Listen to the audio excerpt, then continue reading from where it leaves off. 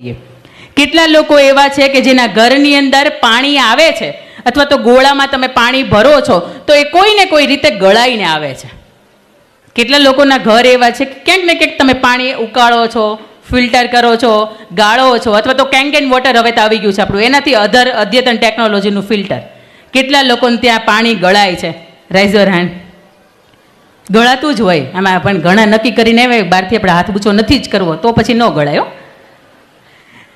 હવે તમે પાણી એટલા માટે ગાળીને પીવો છો કે એ દૂષિત પાણીથી આપણું શરીર છે એ દૂષિત ન થાય, એ રોગિષ્ટ ન થાય એટલા માટે.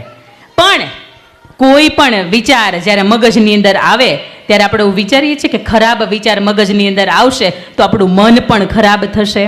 આવો વિચાર આવે છે આપણને? વિચારોની હંમેશા શુદ્ધતા હોવી જોઈએ. એ જવાબદારી દાદી શેમાં હાચવી લેજે તાણા રે.